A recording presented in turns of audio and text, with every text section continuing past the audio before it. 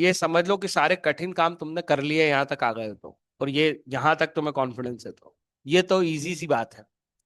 ये स्टोरी वहां शुरू होती है जहां पे फॉरफीचर खत्म होता है। ये स्टोरी बिना फॉरफीचर के है ही नहीं, इसके बैकग्राउंड में फॉरफीचर होगा ही होगा। री इशू वर्ड है ये, इशू नहीं लिखा है।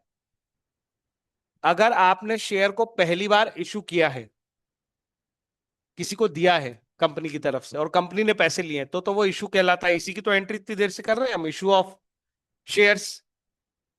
यही तो हम एंट्री कर रहे हैं। री इशू कैसे कब कहलाएगी कोई चीज? कि पहले इशू हो चुकी है, दोबारा इशू हो रही है, तभी तो ये टर्म बना री इशू। तो पहले इशू हो चुकी है, फिर दोबारा कैसे इशू होगी? जो पहले इशू हुई होगी तो उसके पूरे पैसे नहीं मिले होंगे, क्योंकि अगर पूरे पैसे मिल जाए तो क्या हम फॉरफीचर कर सकते हैं किसी का शेयर? वो ऑनर है, हमारे घर का राज है क्या? तुम ऑनर से कैसे छीन सकते हो उसकी ऑनरशिप? वो बेचेगा नहीं तो छीन सकते हो क्या? पॉसिबल ही नहीं। फॉरफीचर केवल कब पॉसिबल था? एक कहानी सुनाई थी मैंने कि भाई हमने उससे पैसे मांगे थे, उसका बनता था देना, ऑब्लिगेशन में था वो पैसे देने की। उसकी लाइबिलिटी इस बात की है कि अनपेड अमाउंट कितना है शेयर का, वो उसको देने पड़ेंगे। अनपेड तब होता है जब हम कॉल्ड अप कर लें, कॉल्ड अप के बिना कोई अनपेड नहीं होता। तो हम कंपनी पैसे मांग रही थी, आप पैसे दे नहीं रहे थे, फिर कंपनी को एक नोटिस भेजना पड़ेगा। ऐसा कंपनी एक्ट में लिखा है, अकाउंटिंग में ये सब चीजें नहीं आती, लेकिन समझ के रखो। तो कंपनीज को एक नोटिस भेजना कंपलसरी है, और उस नोटिस में ये साफ साफ, अच्छा नोटिस केवल ये तुम पैसे भेज दो, तुम पैसे भेज दो, ये नोटिस देके तुम उसके शेयर फॉरफिट नहीं कर सकते हो। नोटिस में साफ शब्दों में लिखा होना चाहिए, अगर तुमने इतनी तारीख तक पैसे नहीं भेजे तो हम तुम्हारे शेयर फॉरफिट करेंगे। तो जब ऐसा नोटिस आप भेज चुके हो और उस टाइम लिमिट तक पैसे ना मिले हो, तभी फॉरफिट करोगे। तो ऐसी सारी प्रोसीजर्स को फॉलो करते हुए ली आपने शेयर फॉरफिट किए थे। फॉरफिट करने के बाद क्यों करते हैं फॉरफिट, उसका भी मैंने लॉजिक बताया था तुम्हें। यार कंपनी चला रहे हैं हम, तो जो भी प्रोजेक्ट हम कंपनी के थ्रू एग्जीक्यूट करने वाले हैं, वो प्रोजेक्ट चलेगा तो प्रॉफिट होगा, प्रॉफिट होगा तो शेयर होल्डर को पैसे मिलेंगे, ऑनर्स को पैसे मिलेंगे। ऑनर्स ने इसीलिए तो इन्वेस्टमेंट किया है कि कंपनी प्रॉफिट कमाएगी तो मुझे हिस्सेदारी मिलेगी, शेयर मिलेगा प्रॉफिट में भी। मेरा शेयर कैपिटल में है, मेरी हिस्सेदारी इन्वेस्टमेंट फंड में है, तो मेरी हिस्सेदारी प्रॉफिट में है। अब ये बंदा तो अपनी हिस्सेदारी पूरी कर नहीं रहा है इन्वेस्टमेंट फंड में ही, तो इसको अपन बाहर करना चाह रहे थे। पर यार पैसों की जरूरत तो है ना। जैसे मैंने तुम्हें एग्जांपल पहले भी एक शिप का लिया कि यार हमने सोचा था कि यार एक शिप बनाते हैं, शिप बनाने में करीब 80 करोड़ रुपए का खर्चा है, 100 करोड़ रुपए का खर्चा है। तो ऐसे लोग अगर ज्यादा हो गए जो आधे अधूरे पैसे देके बैठे हैं और हम उनसे पैसे मांग रहे हैं, वो पैसे ही नहीं भेज रहे, तो शिप कभी कंप्लीट होगा क्या? जब शिप कंप्लीट नहीं होगा तो वो पानी में उतरेगा क्या? तो चोट किसके साथ हो रही है? वो लोग जिन्होंने पूरे पैसे दिए हैं। आई होप मेरी बात समझ में आ रही है। इसलिए कंपनीज एक्ट ने रास्ता निकाला, कानून का काम है रास्ता निकालना। उन्होंने कहा ऐसे लोगों के शेयर फॉरफिट करो नोटिस देके, और फिर इन शेयर्स को दोबारा पब्लिक में ले जाओ और पब्लिक को इशू कर दो और उनसे पैसे ले लो, तो तुम्हारे 100 करोड़ इकट्ठे हो जाएंगे, वो नए ऑनर बन जाएंगे। तो जब हम फॉरफिट किए हुए शेयर्स को दोबारा इशू करते हैं, क्योंकि वो दोबारा इशू हो रहे, इसी वजह से वो क्या कहला रहे हैं? री इशू कहला रहे। तो अगर री इशू है मतलब उसके पीछे ये पूरी स्टोरी पक्का है, ये हवा में नहीं आएगा सीधे। किसी को डाउट है तो बताओ, पूछ लो।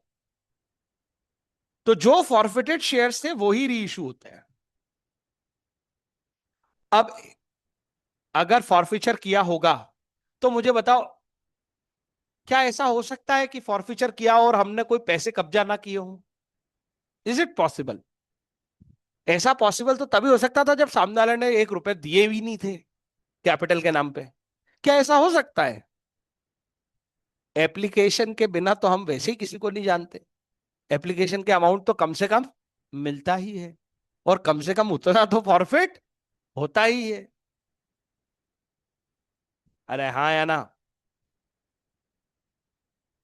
तो ऐसा तो होगा ही सर कि अगर री इशू हो रहा है तो हमारे पास एक अकाउंट होगा पक्का, वही अकाउंट जो हम फाइनली बना के आ रहे थे अभी बार बार, उसका नाम था फॉरफिचर अकाउंट। अगर बैलेंस शीट में दिखेगा तो कहां दिखता है? कोई बता सकता है क्या? सब्सक्राइब्ड शेयर कैपिटल वाले हेड में 3 कैटेगरी बन जाती है जैसे ही फॉरफिचर होता है, maximum 3। Subscribed and fully paid, subscribed and partly paid, और फॉरफीचर अकाउंट। वो फॉरफीचर अकाउंट एग्जिस्ट करेगा उस दिन तक जिस दिन तक क्या ना हो जाए, री इशू। री इशू वाले दिन हम देखेंगे कि यार उसका यूज हो रहा है क्या इसमें, उसका यूज इसमें क्यों होगा सर। आप शेयर दे रहे हो पब्लिक को, 10 रुपए का शेयर है, 10 रुपए लो, शेयर दो और बात खत्म। जब हम इमरजेंसी में, हमारा जहाज आधा अधूरा बना खड़ा है, हमें जल्दी से पैसे चाहिए, जब जल्दी होती है तो फिर मार्केट में हम पैसा मांगने जाते हैं तो सामने वाला अपनी कंडीशंस लगाता है कि नहीं लगाता है। हाँ, अगर तुम्हारे पास माल बच्चा है, कोई सामान बेच रहे हो और जल्दी है तुम्हें पैसे लाने की, तो हमेशा क्या करना पड़ता है, सस्ता बेचोगे। शेयर के साथ भी ऐसा ही है, जैसे कोई चॉकलेट हो, सामान हो, अब तुम सस्ता बेचोगे, 10 रुपए की वैल्यू में तुम सस्ता बेच सकते हो। कंपनीज एक्ट तुम्हें अलाउ करता है कि री इशू के समय तुम सस्ता बेच सकते हो। इशू के समय पे कंपनीज एक्ट कहता है कि ना ना ना ना, 10 रुपए की फेस वैल्यू, कम से कम 10 रुपए तो लोगे। 11 ले लो, 111 ले लो, 1111 ले लो, मतलब या तो पार पे इशू कर दो या फिर प्रीमियम पे, कम मत लेना। लेकिन यहाँ तो इमरजेंसी वाली सिचुएशन है, फॉरफीचर हुआ है, मतलब हम कंपनी को पैसों की जरूरत है, तो कंपनीज एक्ट ने अलाउ किया कि ठीक है मार्केट जाओ और अगर सस्ते में भी बिके तो बेच लेना। पर कितना सस्ते में बेचना, उसकी लिमिट यही है, कंसेप्ट बस यही खत्म हो जाएगा ये कहानी। कितना सस्ता बेच सकते हो, वो जो फॉरफीचर में तुमने पीछे कब्जा करके रखे ना, उतने पैसे कम ले लो यहां से। मतलब कंपनीज एक्ट घुमा फिरा के 10 रुपए तो बनवा ही रहा है। नहीं आया समझ? जैसे सपोज तुम्हारे हर शेयर पे 2 रुपए फॉरफिट होके बैठे हुए हैं, तो तुम सस्ता बेच सकते हो, तुम 10 में बेच दो, 10 से ऊपर बेच दो, इसमें तो कोई टेंशन ही नहीं है। 10 से नीचे भी आ सकते हो, 9 रुपए में बेच दो, 8 रुपए में बेच दो, 8 के नीचे मत उतरना। क्यों? 8 यहां से मिलेंगे, 2 पहले से रखे, हो गए ना 10। आई कहानी समझ में? अगर तुमने 4 रुपए फॉरफिट कर रखे हैं, तो वो यही बात है कि आप 10, 9, 8, 7, 6 तक बेच सकते हो, पर 6 के नीचे नहीं जाना, फिर 10 पूरे नहीं होंगे नहीं तो। आई होप मेरी बात समझ, उसका लॉजिक बता रहा हूं मैं लॉ मेकर्स का, तो वो उन्होंने बैलेंस कर दिया कि 10 रुपए तो तुम्हारे पास हो ही जाएंगे पुराने फॉरफीचर और नई चीजों को मिला के, तो वो इक्विवेलेंट पोजीशन पे आएगा वो शेयर होल्डर। किसी को कुछ पूछना है इसमें? पक्का?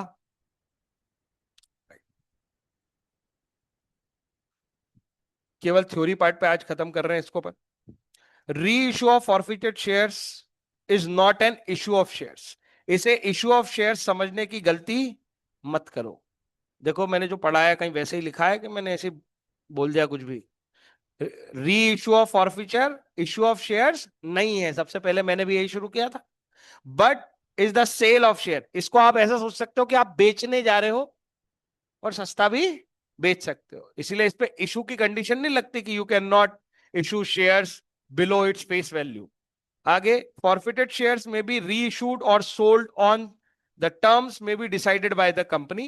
Thus forfeited shares may be reissued by the company at par, at premium or at discount.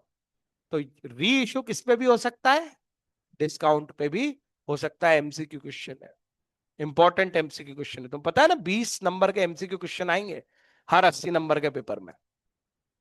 और वो 20 नंबर स्मार्ट स्टडी करके हमेशा लिए जा सकते हैं। और अगर तुमने बहुत मेहनत कर रहे हो, बहुत अच्छे अच्छे क्वेश्चन तो कर रहे हो, और वो 20 में से तुम 15-16 नंबर ही लाते हो या 14 नंबर ही लाते हो, तो तुम अपना नुकसान कर रहे हो, बेवकूफी कर रहे हो, सीधी सी बात। वो सब यहीं आते हैं, ऐसे वाले टाइप के क्वेश्चन ही पूछे जाते हैं। वो ऐसे पूछ लेगा, issue of share set not possible, issue of shares is not possible at par, premium और डिस्काउंट, तो तुम्हें समझ में आना चाहिए डिस्काउंट। समझ में आई बात? और इसमें पूछेगा, reissue of shares is not possible at par, premium, discount, none of the above, तो आंसर आना चाहिए नन ऑफ द अबव। उसको सेंसिबली पढ़ना है। और ये कैसे आती है आदत, मैं इसलिए तो बार बार कहता हूँ, किसी भी चैप्टर को रिवाइज करना है तो सबसे पहले उसके ऑब्जेक्टिव और वेरी शॉर्ट रिवाइज करना है, वहीं से एमसीक्यू बनेंगे ज्यादातर। हम्म तो समझ लो ये, they may have paid, they may have paid up value that is different from originally issued shares इनकी पेड अप वैल्यू अलग हो सकती है, may of paid up value of 10, 7, 8, 9, ऐसी कोई भी paid up value. Paid up value मतलब समझते हो? कॉल्ड अप पेड अप समझाइए मैंने। अगर मैंने तुम्हें, मैं कंपनी हूं, तुम पब्लिक हो, मैं तुम्हें ऑफर दे रहा हूं मेरा शेयर खरीद लो, री इशू पे आ रहा है, 7 रुपए में दे दूंगा, 8 रुपए की पेड अप वैल्यू। 7 रुपए में दे दूंगा, 8 रुपए की पेड अप वैल्यू, मतलब तुम मुझे 7 रुपए दो, मैं तुम्हें शेयर दूंगा और 8 रुपए की पेड अप वैल्यू दूंगा। इसका मतलब है इसके बावजूद मैं इस शेयर पे तुमसे 2 रुपए मांगने का हक रखता हूं। लेकिन अगर मैं कहता हूं कि मैं 7 रुपए में दे दूंगा 10 रुपीज की पेड अप वैल्यू और मेरा शेयर का 10 रुपीज ही फेस वैल्यू है, तो इसका मतलब क्या हुआ? इसका मतलब है आगे अब मैं तुमसे कोई और पैसे नहीं मांगूंगा। तुमने मेरी बात ध्यान से सुनी कि नहीं सुनी? तुम्हारा शेयर है फेस वैल्यू 10 रुपीज का, मेरी कंडीशन है री इशू कर रहा हूं मैं तुम्हें और डिमांड कर रहा हूं तुमसे ₹7 की, और मैं कह रहा हूं बदले में दूंगा मैं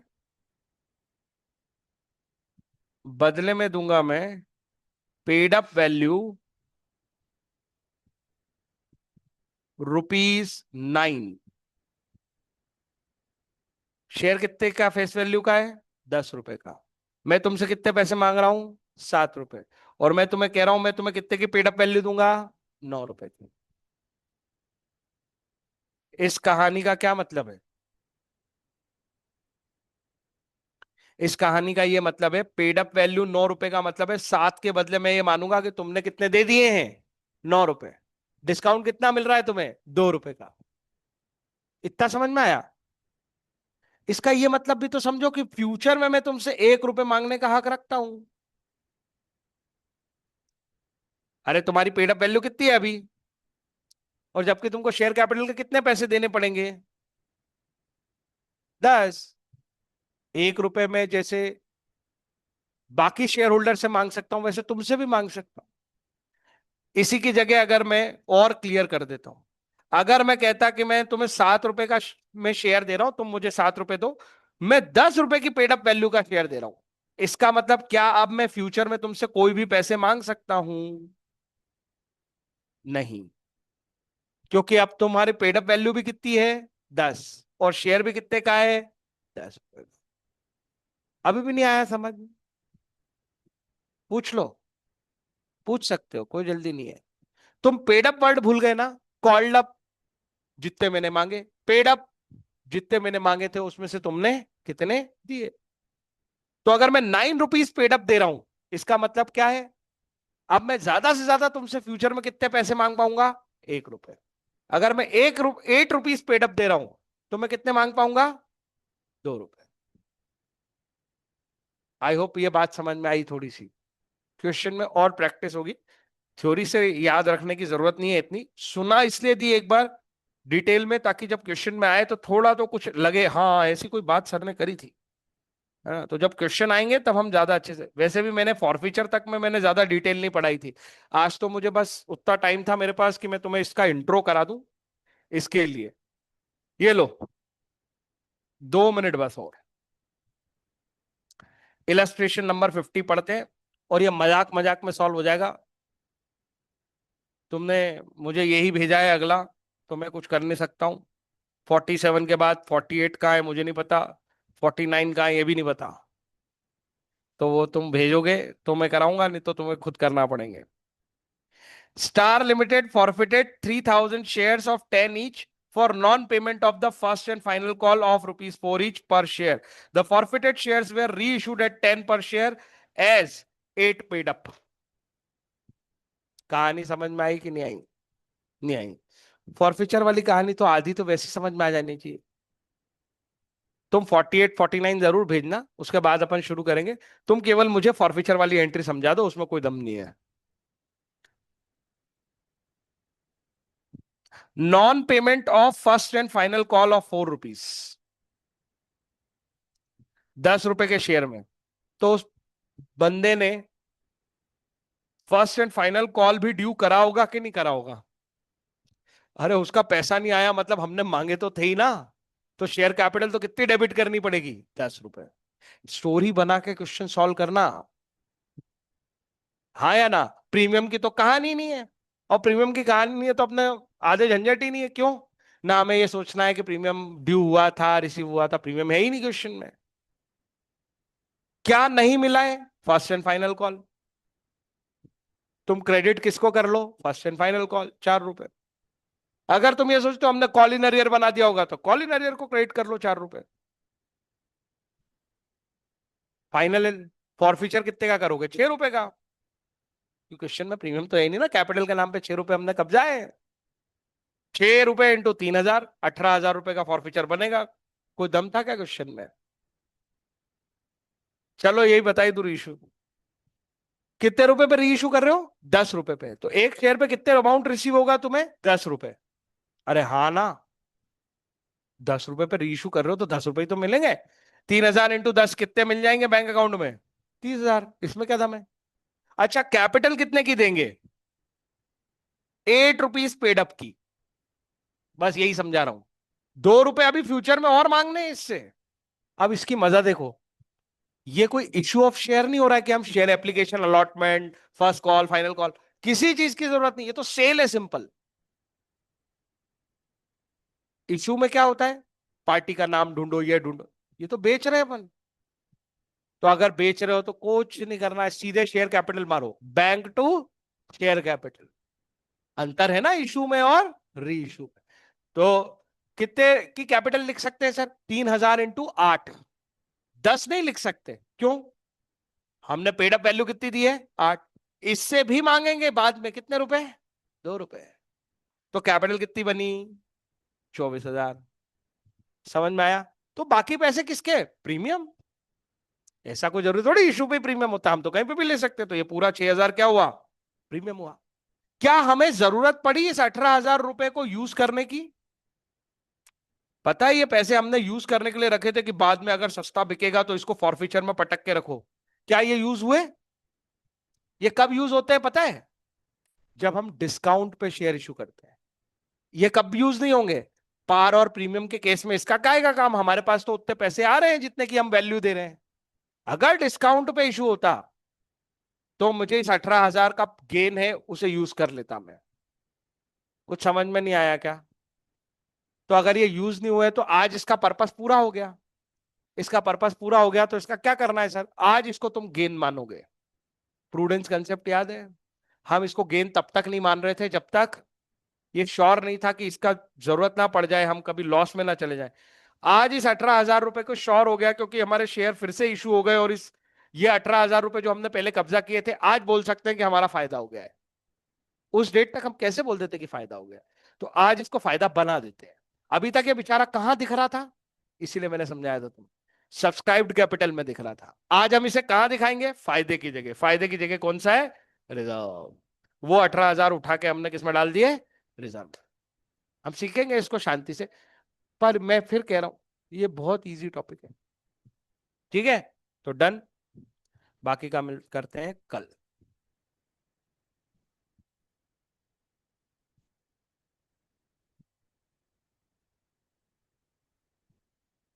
मुझे लगता है मैंने किया किया।